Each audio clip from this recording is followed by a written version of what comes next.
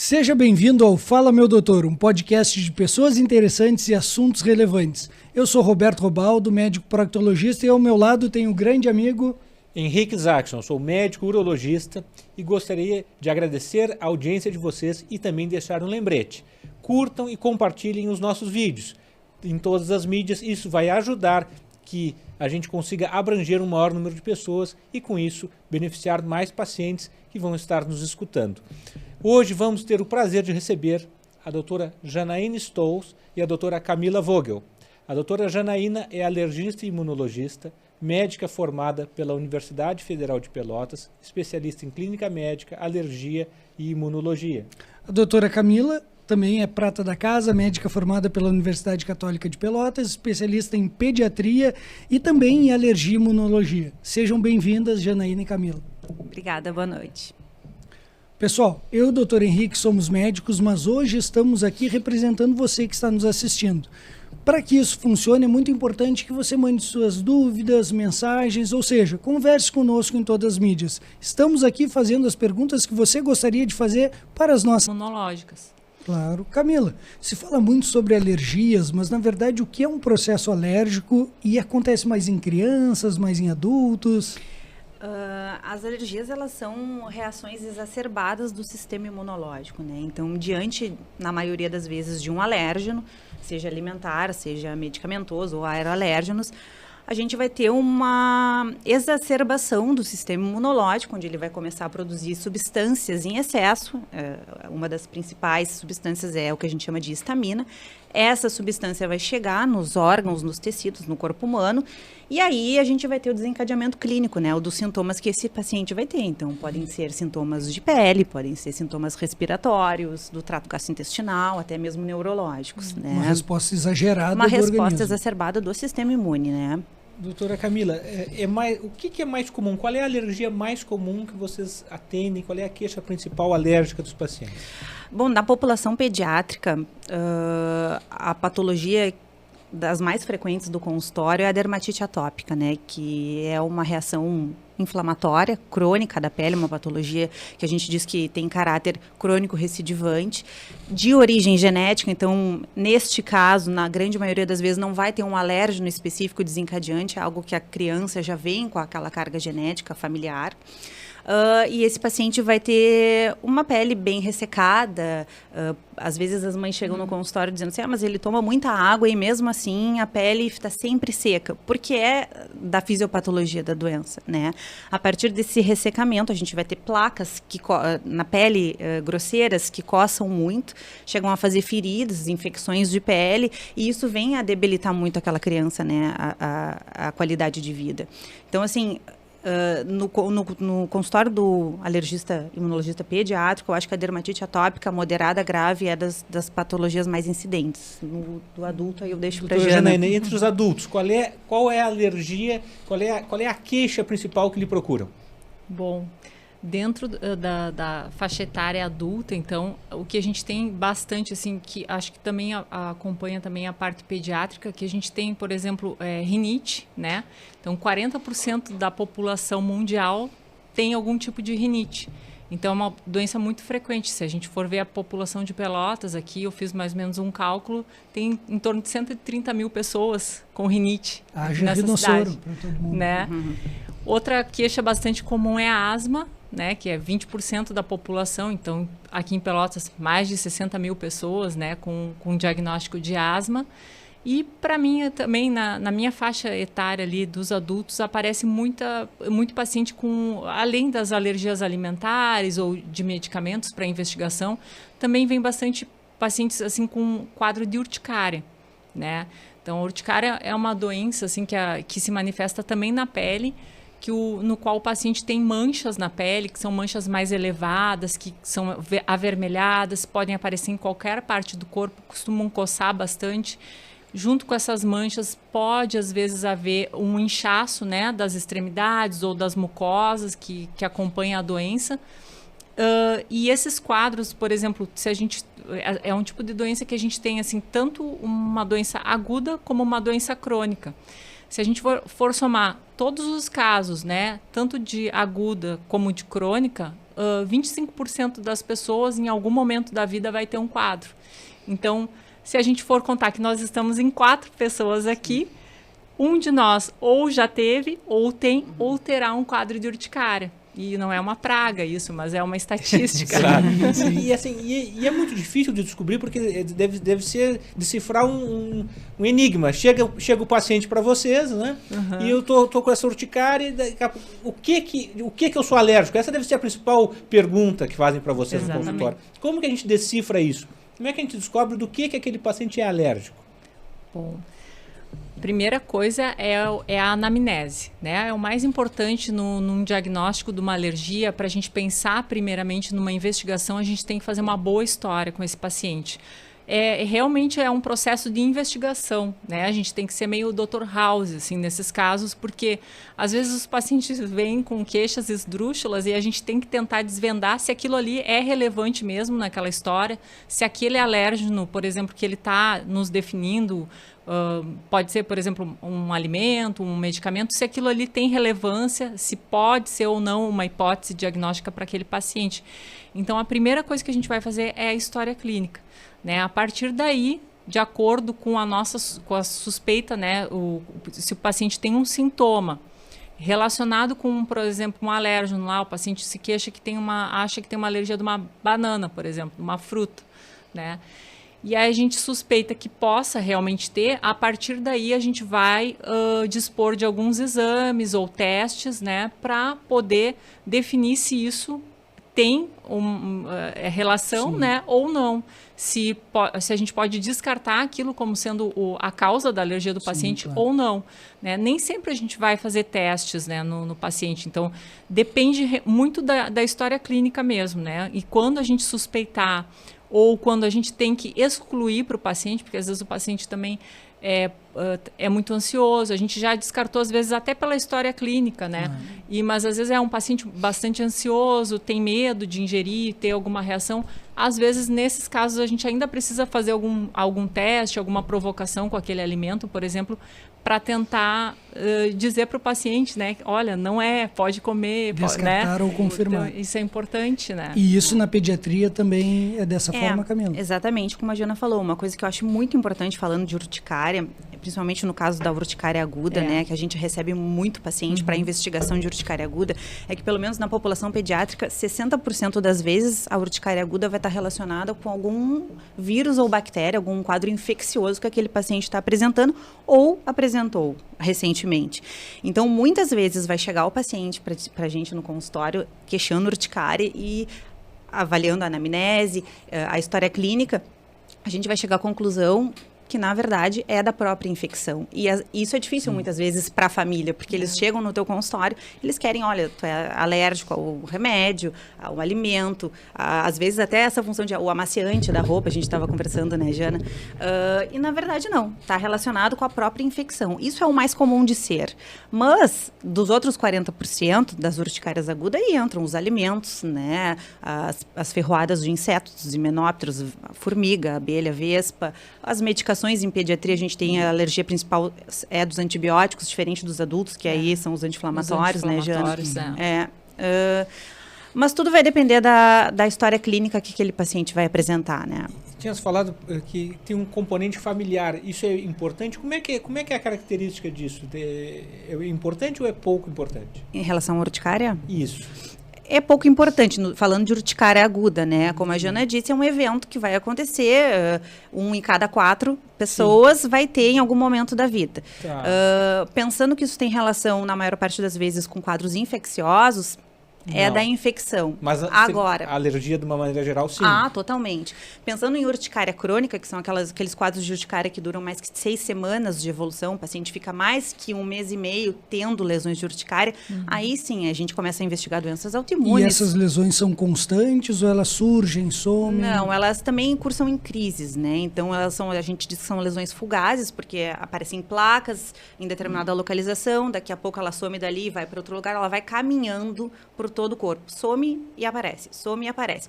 Coisas como suar, se expor ao sol, estresse agudo, ficar muito nervoso naquele momento que tu já tá com o quadro, né, de urticária, vão fazer com que brotem lesões muitas vezes. E junto com essas lesões tem algum outro sintoma, como coceira? A coceira, né, Jana? Descamação. Coceira é mais importante, assim. Coceira é algo, assim, que é tão limitante quanto a dor, né, para um paciente. Então, quando o paciente vem para a gente com coceira, é algo importante, assim, que altera muito a qualidade de vida desse paciente. Então, e tem algum momento do dia que seja mais característico de acontecer? Na urticária, em geral, ela piora, tem uma tendência a piorar à noite, à tardinha à noite. E os pacientes sempre acham, quando eles vêm na consulta, que eles fizeram alguma coisa que desencadeou as lesões.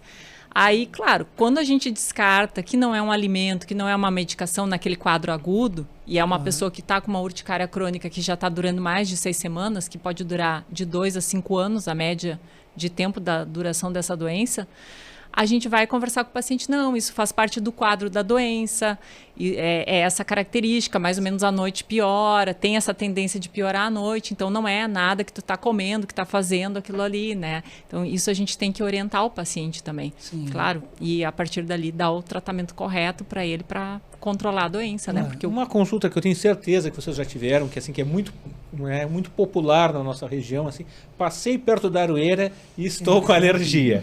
Né? Isso é uma pergunta que os nossos telespectadores nos mandaram. Isso realmente é um fato, é um mito? O que acontece?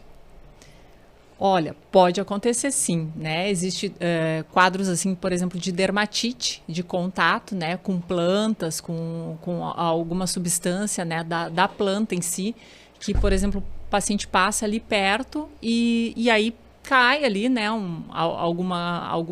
Algum pólen, alguma coisa da planta ali, alguma folha, alguma coisa. E aquilo ali pode provocar realmente uma dermatite de contato. Então, dão aquelas lesões que a doutora Camila estava falando sobre a dermatite atópica, né? São lesões parecidas, né? Então, são lesões que ficam com a pele áspera, avermelhada, que coçam, parece uma queimadura. O paciente parece que foi queimado, assim, literalmente, né? Então, isso também pode acontecer com a aroeira. E nesses quadros, acabando a exposição, resolve sozinho? Precisa entrar com medicamento? Em geral, a gente precisa tratar, né? Porque é um quadro que também provoca bastante coceira, então, né, fica aquela mancha na pele ali, então a gente tem que dar um tratamento. Em geral, se usa corticóide, tópico, às vezes até oral, se for o caso, dependendo da gravidade do quadro, né? Se tiver com muita coceira, às vezes a gente pode associar com algum antihistamínico. Mas depois, se for uma coisa de contato e, por exemplo, o paciente não vai se expor novamente àquele contato, a tendência é que vá desaparecer, vai resolver. Mas se ele voltar a ter o contato, a lesão vai voltar, né? Então, é uma característica. Sim, pode ser recorrente se não identificar o gatilho. Exatamente. E para fazer o diagnóstico, vocês comentaram sobre alguns exames adicionais. O laboratório Roger Pérez gostaria de perguntar quais os exames Deixa eu voltar aqui, que eu fui ler o negócio aqui e misturei as perguntas. Vocês comentaram sobre alguns exames adicionais para fechar o diagnóstico, junto com essa anamnese, toda essa história, o exame físico. Por isso, o laboratório Roger Pérez gostaria de saber quais os principais exames laboratoriais para auxiliar no diagnóstico. Queres falar? As reações que são IgE mediadas, né, essas sim vão ser passíveis de fazermos investigações laboratoriais ou testes alérgicos, né, que são testes que a gente é capacitado para fazer. Bom, em termos de laboratório, em geral a gente vai solicitar IgE total e aí a gente vai pensar em solicitar as moléculas de IgE específicas àquele alérgeno que a gente está suspeitando. Então, se for ao leite de vaca, o IgE é específico ao leite de vaca, ou dos aeroalérgenos, determinados ácaros, fungos, pólen de flores, de gramíneas e tudo mais. Agora, a gente gosta muito, né, Jana, de praticar os testes alérgicos. Então, existem alguns tipos de testes que também vão servir para as reações IgE mediadas, que a gente vai fazer no consultório, via de regra. Isso é o chamado prick test, o teste de leitura imediata, onde a gente faz ponturas na camada mais superficial da pele desse paciente, com extratos padronizados dos alérgenos que a gente quer testar. E aí observamos que mais ou menos 20 minutos depois da pontura, os pacientes desenvolvem uma pápula eritematosa, uma bolinha no braço, aquele alérgeno o qual tem alergia, né? Então, a partir daí, a gente consegue fazer o diagnóstico. Tem também o teste de contato para as dermatites, que a Jana estava falando. Não sei se tu quer falar sobre isso. O teste de contato, por exemplo, quando a gente suspeita que um paciente tem uma determinada alergia de contato de algum produto, o paciente usa um cosmético, um esmalte de unha, que é uma coisa bastante comum, ou metais, né, sulfato de níquel, a gente tem esses testes de contato que a gente faz, que é o PET test, né, que a gente chama, que são uns adesivos, né, tem uns chambers dentro desses adesivos que a gente coloca em cada um desses chambers uma substância que a gente vai testar. Em geral, são baterias que já vêm prontas, né? A gente não inventa essas séries, né? São baterias prontas. Então, hoje em dia a gente tem várias baterias, né? Tem bateria para testar cosméticos, tem bateria para testar metais, tem bateria para testar produtos de unha, coisas usadas no cabelo, né? Bateria capilar. Pediátrica, né? Então, a gente pode testar várias coisas, inclusive alimentos, né? Pode testar no PET test, porque quando a gente fala em testes alérgicos, sempre é importante a gente definir com o paciente qual é a manifestação clínica que ele está apresentando. Porque senão não adianta de nada, assim, um teste alérgico, né? Então, não adianta a gente tentar orientar o paciente a fazer um determinado teste que, para aquela manifestação, não vai nos ajudar, né? Porque dependendo do mecanismo da reação, um teste vai ser indicado, dependendo do mecanismo, outro tipo de teste vai ser indicado. Esse teste de contato, que a gente cola os adesivos nas costas do paciente e faz uma leitura em 48 horas, depois em 72 horas, e às vezes pode fazer uma leitura mais tardia depois, ele serve para identificar essas dermatites de contato. Né? Então, ou reações tipo 4, que às vezes pode ocorrer também por algum medicamento, né? Também pode ser testado algum medicamento ali na região, que são reações que a gente chama mais tardias. O que significa isso? Que quer dizer que o paciente, logo que tem o contato com esse produto, ou com esse medicamento, com esse alimento, não é uma reação que ocorre minutos depois, né, desse contato. Ela demora 2, 3 dias ou até mais para aparecer. Então, por isso que a gente tem que fazer esse teste, que é um teste que a gente vai fazer essa leitura tardia, em 48, 72 horas. Então, nesse caso, uma outra questão. indicar. A partir do momento que o paciente ele tem alergia a determinado alérgeno, né, determinada substância, ele vai ser a vida inteira alérgico àquela substância ou pode deixar de ser alérgico, ser só aquele momento da vida?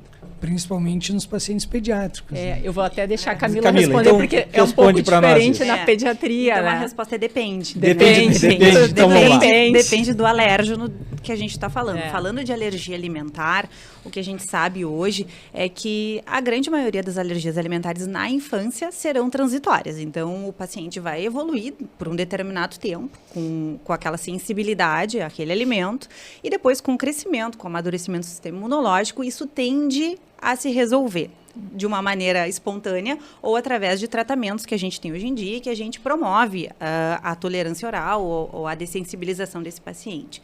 Mas tem alguns alimentos, por exemplo, frutos do mar, os peixes, o amendoim, que têm uma tendência de termos uma alergia duradoura. Na literatura existe caso de resolução de crianças que eram alérgicas ao amendoim, e que se tornaram tolerantes, mas não é a maioria. E o contrário também ocorre de não ter tido alergia nunca, ter usado várias vezes aquela substância e em determinado momento fica alérgico. Sim. Como é que é isso? Sim.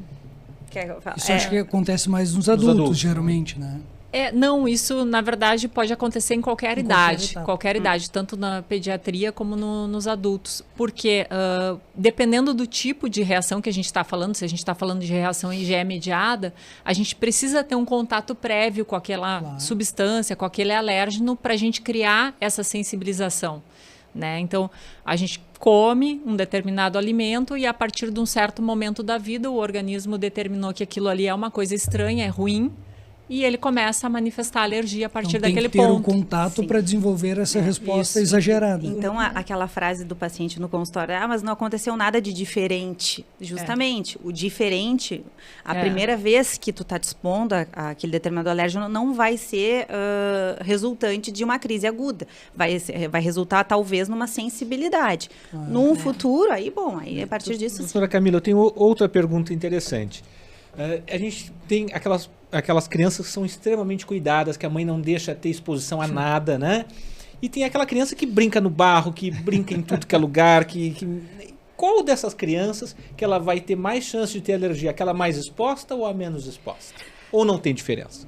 É difícil essa pergunta, né? Porque envolve a carga genética que a gente estava falando, então provavelmente eu vou ter que avaliar qual é a história familiar desse paciente, se tem mãe, se tem pai alérgico ou não, mas de modo geral, falando da vitamina S, né, que a gente diz, a gente tem já estudos bem robustos que comprovam que essa exposição enfim, a vida tende a nos deixar mais resistentes e, sendo assim, menos doentes de forma geral. Então, a resposta seria que quem se expõe mais fica, entre aspas, com o sistema imunológico mais competente. Mas, de novo, precisa avaliar a parte genética, e nisso tudo a gente não está falando de erros da imunidade, né? A gente está falando de crianças que são imunocompetentes, tanto as que não estão se expondo, quanto as que, nesse caso, estariam se expondo, né? Perfeito. E puxando o gatilho daquela conversa de intolerância a amendoim, frutos do mar, é recorrente aparecer no cinema, nos filmes, a pessoa comeu um pedacinho ou que tinha uma pequena contaminação ali e desenvolveu uma reação super grave e muito rápida. Isso acontece no dia a dia? É coisa de Hollywood? Como é no consultório? Não. Acontece, Isso acontece, né? acontece. Isso pode acontecer, especialmente amendoim, por exemplo. Amendoim, dependendo do alimento, né, tem essa suscetibilidade maior de ter pequenas exposições, ou às vezes até um contato, por exemplo, na pele, ou uma inalação, ou um vapor, né? Estão cozinhando o alimento e aí a pessoa inala aquele vapor ali com a proteína do alimento. Nesses casos, inclusive, pode, dependendo do tipo de alimento, do tipo de proteína, desenvolver uma reação muito rápida e muito grave, né? Então, pode acontecer sim. Camila, falando sobre intolerâncias alimentares, até mesmo esses casos graves, às vezes os pais têm muito medo de começar a introduzir alimentação porque tem o temor que o filho possa ser um desses. Como funciona essa introdução mais precoce, mais tardia? E, além disso, uma rotina que se tem hoje em dia de comer mais alimentos industrializados. Isso atrapalha a parte imunológica? Justamente a vida moderna de desembalar mais do que descascar é o que a gente acredita que vem aumentando a incidência de alergia alimentar, tanto na infância quanto na vida adulta. Então, com certeza, o hábito dietético faz toda a diferença nesse sentido. Agora, sobre a introdução alimentar no paciente já alérgico, então assim, eu tenho uma criança que já está diagnosticada alergia à proteína do leite, ou enfim, algum outro alimento, mesmo já tendo diagnóstico prévio, a introdução de todos os outros alimentos alergênicos para o qual essa criança não tem alergia, precisa ser feita no primeiro ano de vida, se possível, entre 6 e 9 meses de vida, que é o período de janela imunológica, onde a gente tem uma menor chance de sensibilização. Então, no consultório também a gente vê bastante isso, mães que já receberam o diagnóstico do filho, né, a alergia à proteína do leite, aí chegou na introdução alimentar, estou com medo de introduzir o ovo, estou com medo de introduzir camarão, ou seja lá qual for o outro alérgeno alimentar. A gente compreende, mas a gente precisa desencorajar esse medo, a gente precisa oferecer segurança de que, porque não é porque aquela criança é alérgica ao leite que ela vai ter outras alergias alimentares. E justamente para a gente minimizar esse risco é que precisa introduzir precoce. Senão vai introduzir lá depois de 1 ano, 2 anos de vida, aí a chance é maior de desencadear sensibilidade específica. Quanto maior a idade, maior a chance. Quanto maior a restrição não necessária, Sim. mais chance de sensibilizar. Isso deve ser muito difícil de convencer as famílias, ainda mais quando tem algum histórico. É difícil achar os produtos seguros, às vezes, né? Claro, Nas embalagens nem sempre tem todos os dados. Né? Há alguns anos a gente já tem a lei do põe no rótulo, né? Rótulo, Isso facilitou muito o nosso trabalho, né, Jana? Porque hoje em dia as empresas são obrigadas a constar no rótulo ali se pode conter tal coisa ou se contém. E aí isso facilita muito. Mas ainda assim tem casos de mães que precisam ligar para o SAC, para o atendimento ao cliente, cliente, das empresas, para confirmar, porque não está bem claro no rótulo, e aí o medo de reação é muito grande, né? Claro. E até porque nos rótulos, ali o alerta que eles colocam, cuidado, pode conter tal e tal coisa ali dos alimentos, né? Ali eles não são obrigados a colocar todos, né? Então, são 17 alimentos que são obrigatórios ali constar naquele alerta, né? A gente já tem, por exemplo, alimentos mais recentes, assim, que estão causando mais alergias nas pessoas que a gente tem visto, né? Nos adultos a gente tem visto crescendo, assim, alergia a gergelim. Gergelim em outros países, nos Estados Unidos, na Europa, eles já colocam, né, como esse alerta, porque já é bastante comum lá. Só que aqui no Brasil a gente não tem. Então, né, é importante a pessoa ler o rótulo, mas não só essa questão do que está como alerta ali, mas toda a composição. E né? além dos alimentos também tem o, né, que nem vocês falaram, dos amaciantes, os produtos cosméticos, isso aí também deve ser difícil no dia a dia, às vezes, para o alérgico, né? Sim. Uma outra doença que é uma queixa comum, né, que tem tudo a ver com alergia, é a asma, né? Vocês devem tratar vários pacientes com asma. Esse paciente asmático, quais são os cuidados? A gente vai ter vários asmáticos nos escutando. E quais são os cuidados, doutora Camila, que o teu pacientezinho asmático ele tem que ter, a mãe dele tem que ter, ajudar ele a não ter crise? A primeira questão, eu acho que é nos casos de necessidade de profilaxia, que a bombinha, né, profilática seja realizada e que o paciente consiga executar a respiração adequada, de forma que a absorção pulmonar seja correta, né? E aí é o controle ambiental que a gente fala, né? Cuidar.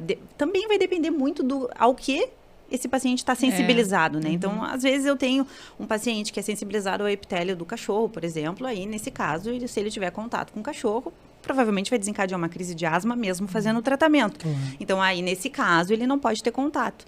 Mas, de forma geral, a função toda de manter a casa arejada, ventilada, de periodicamente botar travesseiro, botar colchão, apega-sol, essas coisas assim, evitar poeira, eu acho que para nossa região aqui é dos principais, né? Porque a gente tem uma umidade muito grande.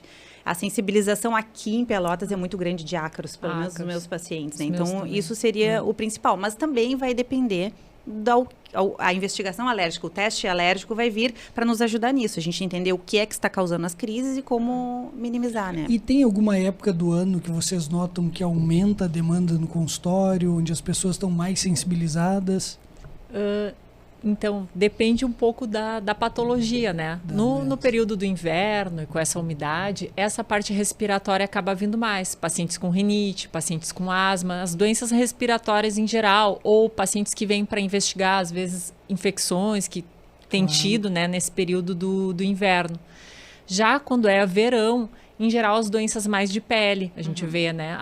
Claro, dermatite atópica a gente vê bastante no inverno, crises por questão da doença mesmo.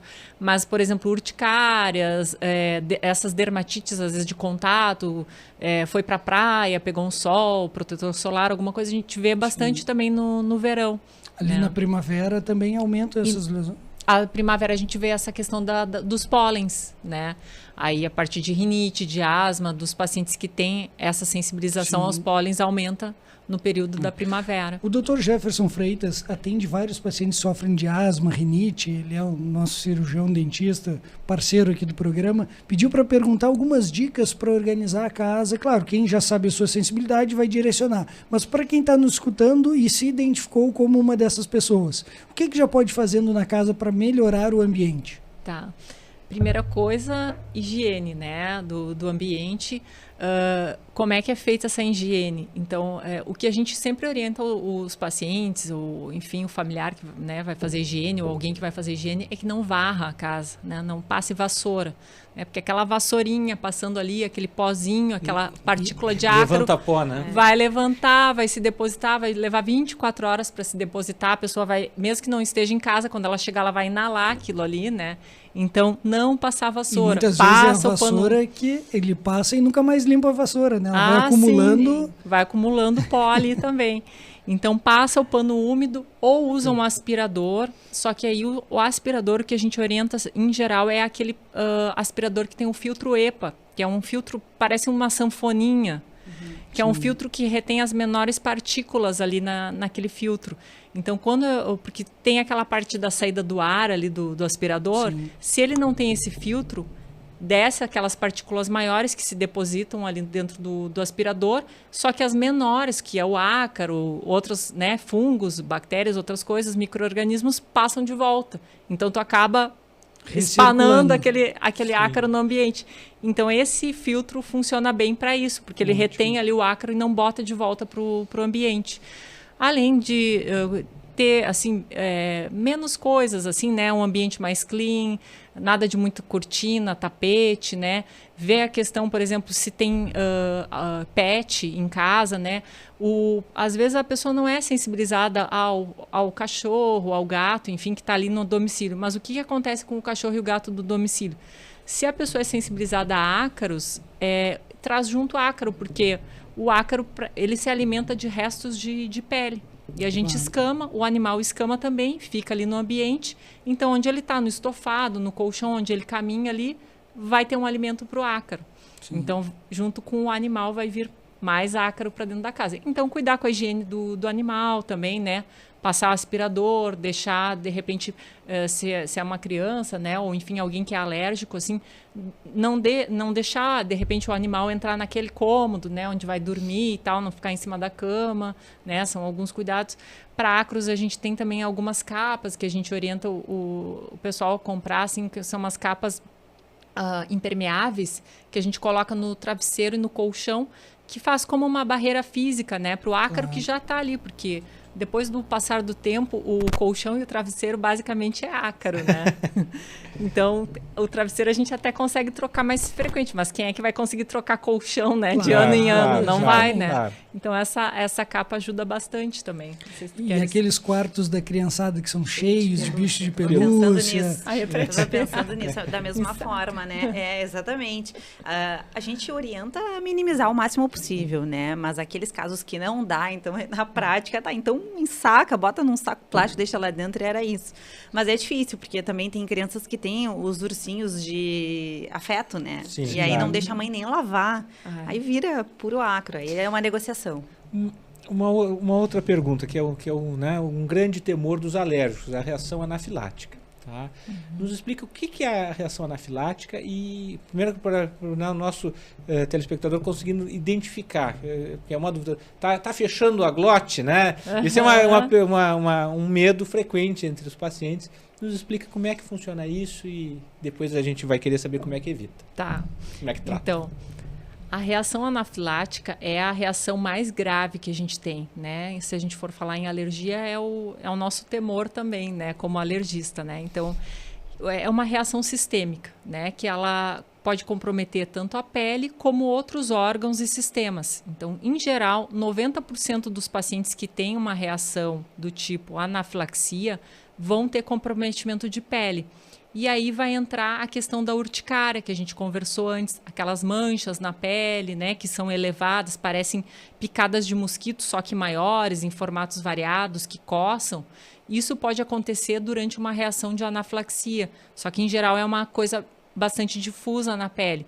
Além disso, o paciente pode ter o angedema, que a gente chama, que são aqueles inchaços que pode acontecer no lábio, na língua, na orofaringe, né? O popular edema de glote, né? Que pode acontecer junto. E além disso, o paciente, além da pele, ele vai ter comprometimento de algum outro órgão ou sistema para a gente classificar como uma anafilaxia. Ou seja, então ele vai ter algum comprometimento da parte respiratória, pode ter como se fosse uma crise de asma, né? Começar com tosse, com espirro, com falta de ar, né? Dificuldade respiratória. E esses quadros têm que ter a sensibilização prévia ou pode ser o primeiro evento já começar com uma anafilaxia grave, assim?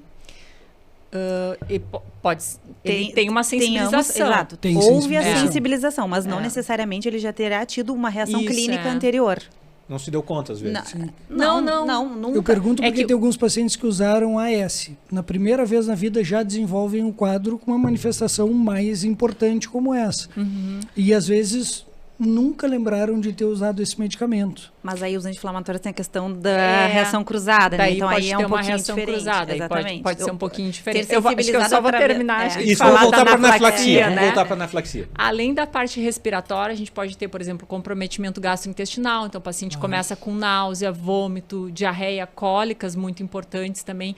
Pode ter síncope, né? O paciente desmaiar, pode ficar hipotenso, né? A pressão baixar, daqui a pouco já é um choque anafilático, que a gente chama. Então, e comprometimento neurológico também.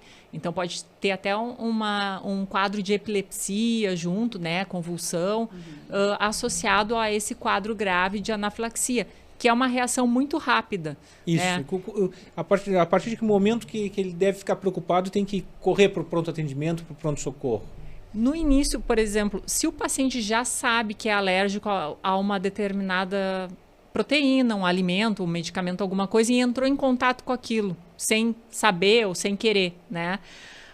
A gente pode observar, às vezes, o início do quadro, assim, porque às vezes nem sempre todas as reações, por exemplo, se o paciente já teve uma reação anafilática antes, não quer dizer que ele vá ter na próxima exposição. Às vezes pode ser um quadro mais leve, mas a gente não sabe, porque essas reações elas são imprevisíveis.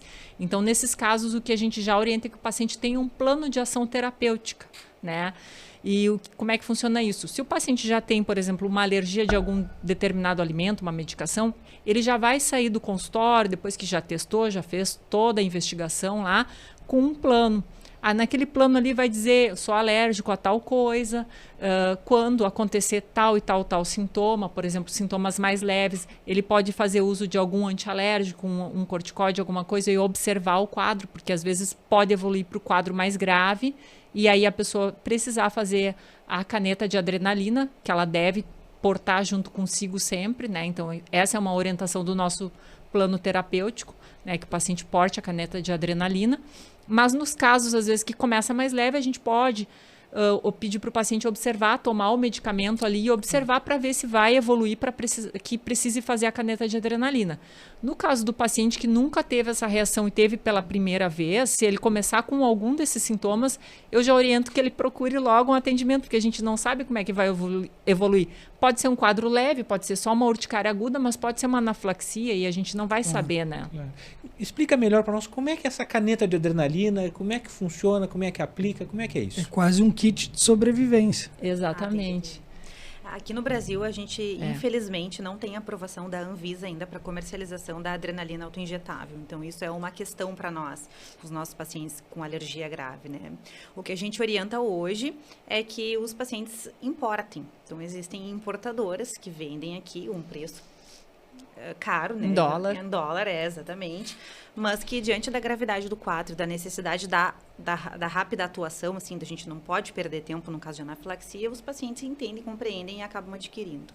Então, existem várias marcas, então a aplicação específica depende de qual marca que esse paciente adquiriu, certo. Mas de todo modo, existe a dose pediátrica, a dose de adulto, a gente vai prescrever, o paciente, enfim, quando comprar, ele naquela caneta já tem a dose que precisa ser aplicada. Então, ele vai portar com ele mesmo, no caso de reação, a gente orienta que ele deite, a mãe da uma criança deita o paciente, a aplicação tem que ser no músculo da coxa, que é o músculo de maior bombeamento sanguíneo, mais rápido, para que atinja os órgãos-alvo e aí impeça aquela progressão da anafilaxia, dos sintomas de anafilaxia.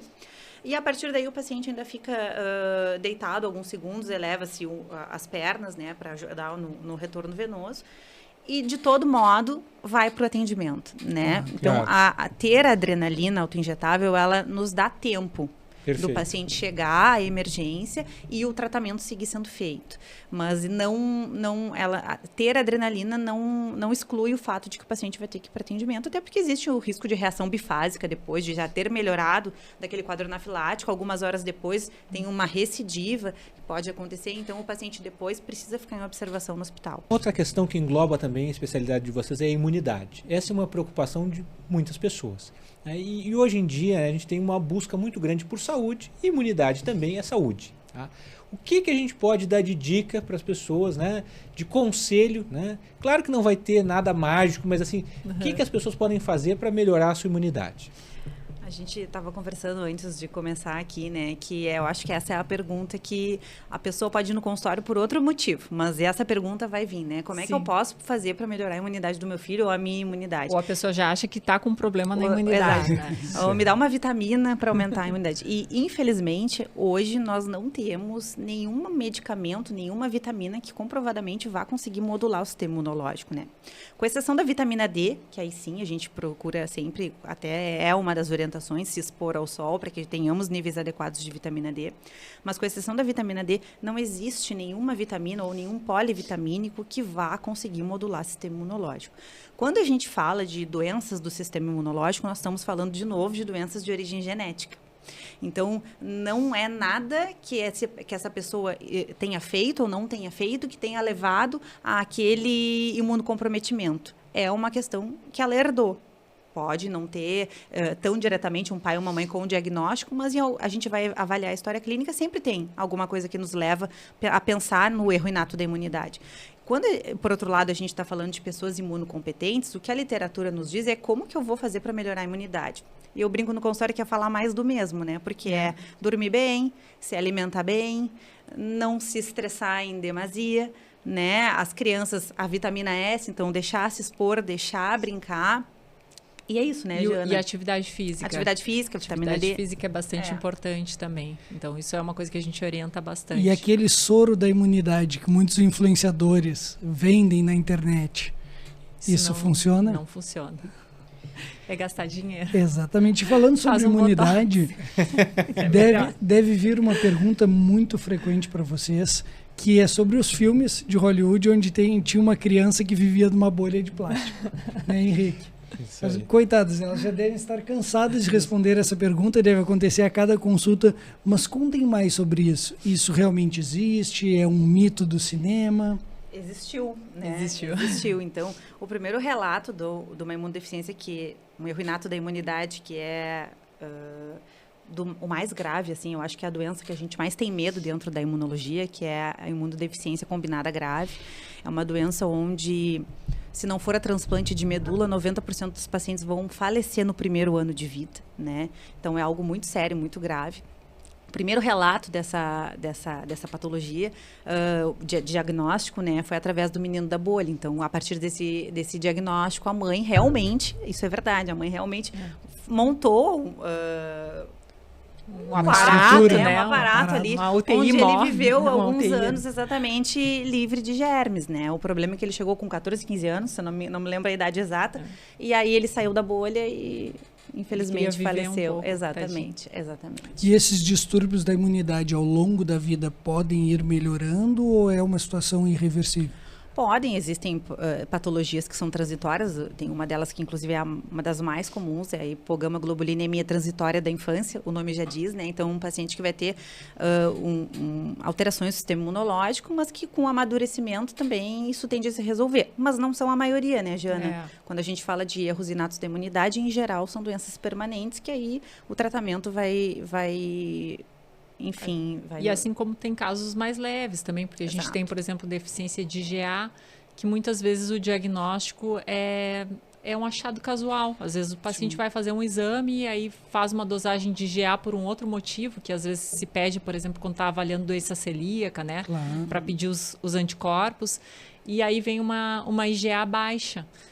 Mas o paciente às vezes não tem queixa nenhuma, nunca teve infecções, nunca teve nenhum quadro, que é a maioria dos casos nesse caso assim da deficiência de IgA. Sim. Né? Mas claro, tem das mais leves às mais graves, né? Então isso tudo tem que ser avaliado de acordo com a clínica, porque de acordo com o tipo de bactéria, micro-organismo que o paciente faz a infecção, os locais de infecção, infecções de pele, infecções de seios da face, pulmonares, abdominais, o que o paciente está fazendo de queixas, né? Além de susceptibilidade a neoplasias, a doenças autoimunes. Então, qual é o quadro todo desse paciente? De acordo com isso, a gente vai classificar se pode ser um defeito mais lá nas células, né, desse paciente, da imunidade, ou é algo mais pensando em anticorpos, ou pode ser um misto dessas duas coisas, ou outros eixos, né, outras outras alterações da imunidade aí que... Uma investigação super detalhada. E muitas vezes, inclusive, precisa pedir exames genéticos, né? Painel genético para esse paciente, às vezes, para para fechar um diagnóstico, né? Sim, claro. E aí, nesse caso, o tratamento não vai ser com vitaminas também, não, né, Jana? Então, com certeza não nesse vai, sentido, né?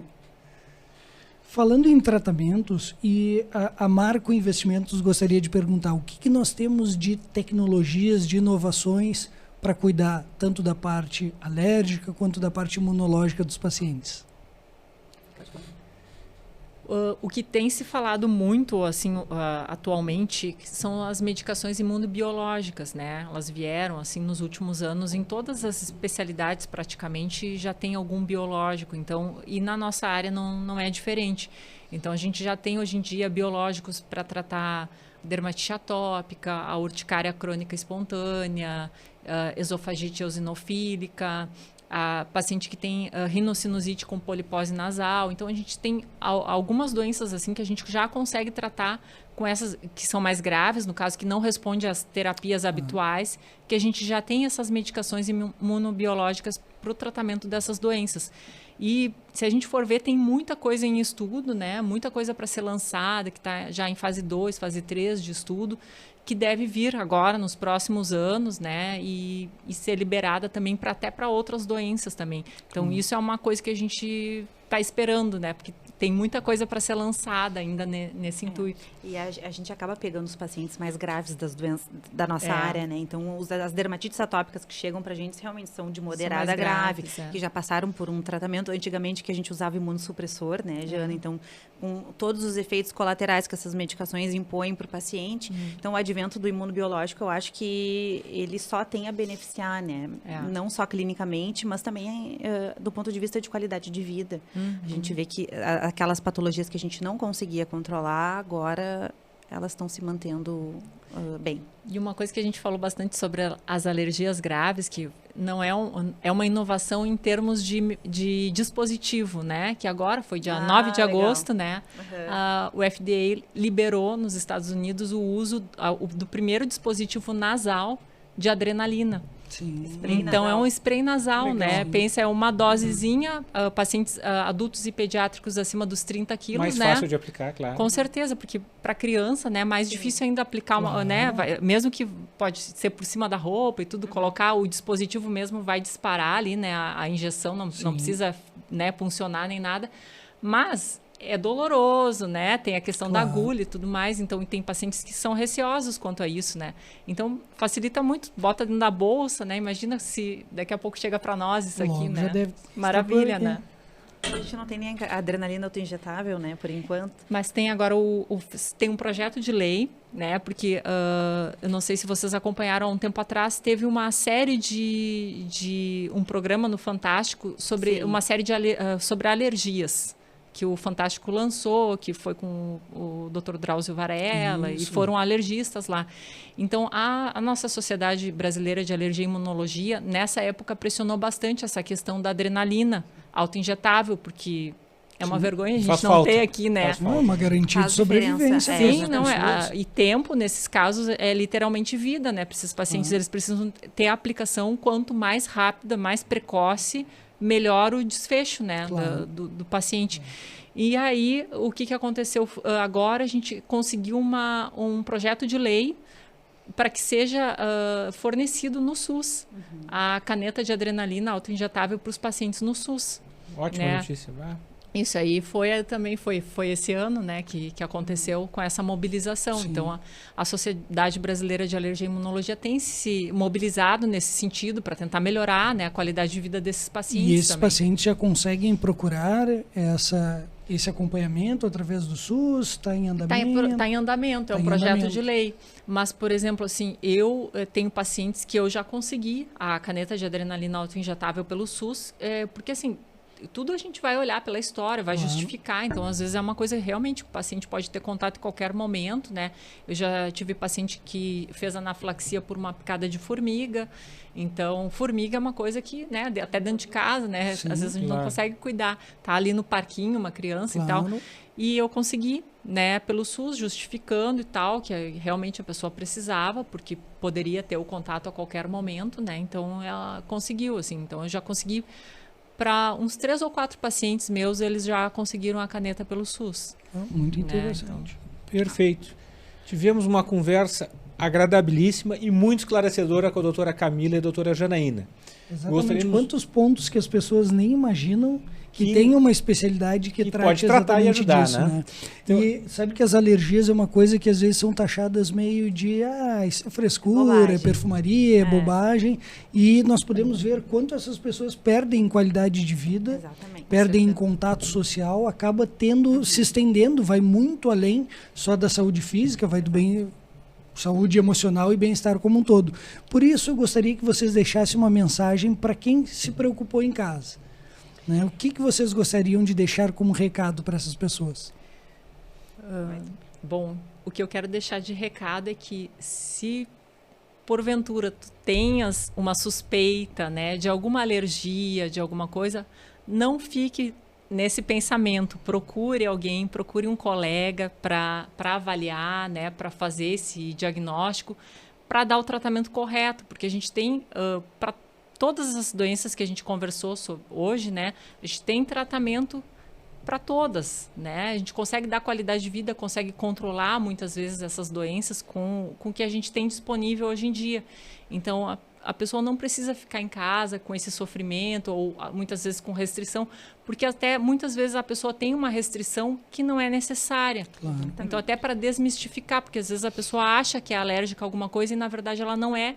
E ela está se privando, muitas vezes, de ter né, uma interação com a família, ou muitas vezes em algum lugar, porque tem essa suspeita, mas não tem esse diagnóstico. Perfeito. E para os pais, Camila?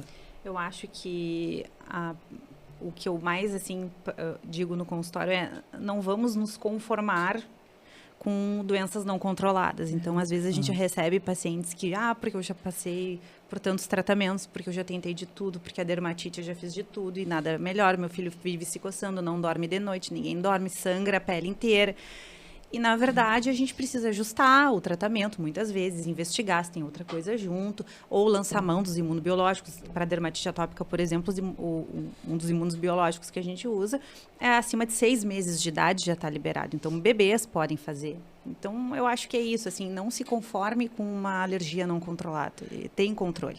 Muito bom. Doutora Camila, como é que os pacientes que estão nos assistindo vão lhe encontrar? Deixe o telefone, o seu consultório, as suas mídias sociais, se quiser também. Posso falar agora? Aqui? Claro, por O favor. telefone do consultório? Pode. Então tá, o prefixo 53, né? O WhatsApp é 999688213. E o meu Instagram, que não é muito do profissional, não tô engatinhando ainda nessa área, @doutora Camila Vogel. Perfeito. Doutora Janaína, como é que os pacientes podem lhe encontrar? No consultório, na clínica Isaacson. Essa clínica é boa, hein? É boa. Viu? É 3222-2030. E o meu Instagram é janaínastous_imuno. Perfeito, Henrique. Acho que eu vou ter que marcar uma consulta. Só de falar em urticária eu já começo a me Já está se coçando. Vamos tratar essas urticárias. Pessoal, bem, por hoje é isso. Esse assunto levaria horas e horas. Vocês podem ver que é um assunto que, tratando de uma forma leve, descontraída, e conseguimos levar muito conhecimento para todo mundo. Estaremos na próxima terça-feira aqui com mais um assunto super interessante como esse. Busque todas as nossas mídias, nossos canais, TikTok, Twitter, Facebook, Instagram, Spotify e principalmente no YouTube. Aproveite agora, se inscreva no nosso canal, comente, mande sua mensagem, queremos lhe ouvir. Muito obrigado por tudo, foi uma honra. Uma boa noite. Obrigada. Obrigada, boa noite. Boa noite, pessoal. Aguardamos vocês toda terça-feira.